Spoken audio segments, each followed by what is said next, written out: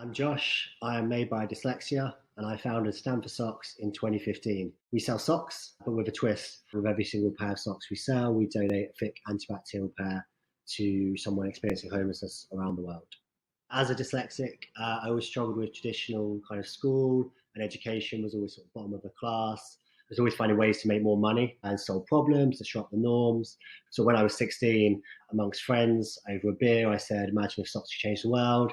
An off-the-cuff comment at the time, but 5 or 6 beers later, that became a lot better idea. In my view, dyslexic mindsets allows me to see things differently, connect the dots differently to what others see. Throughout school and life, it's always kind of been considered a disability, but I honestly feel it's one of my strongest abilities. My reading, writing, spelling might be slow and bad, but I've always more than made up with that in my creativity, critical thinking, problem solving. Entrepreneurs need to go against the grain, challenge the norms to be able to see things differently. And I feel dyslexic brains are naturally wired more this way anyway. So making connections between things others maybe wouldn't, between socks and homelessness and social impact, the things that I think are just natural. And I think, why can't everyone see this? Why can't everyone do this? It's just due to my, I think, dyslexic brain, and massive advantage rather than a disadvantage. Our designs are super niche. We do everything from cats, dogs, city skylines, celebrities, and are made to stand out while standing for a cause that's intended. My top tips for dyslexic entrepreneurs, I think, is just so critical that we embrace that dyslexia is actually their superpower. So, really embrace it. Don't feel ashamed of what you can't do or what you struggle with. And really focus on your ability, not your disability. I had a natural flair for entrepreneurship ever since I was 8.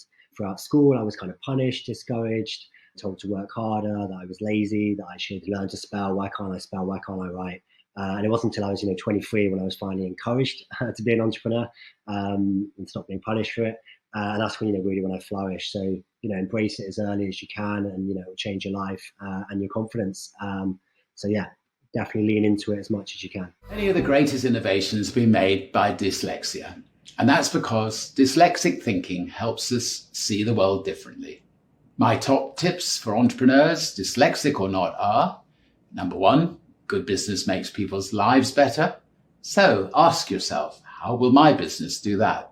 What problem will it solve for them? Secondly, trust your instincts. Some of our best innovations come from an instinct, an understanding of what customers really want.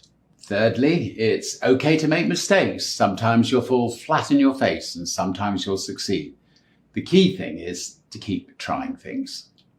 I'm Richard Branson and I'm made by Dyslexia.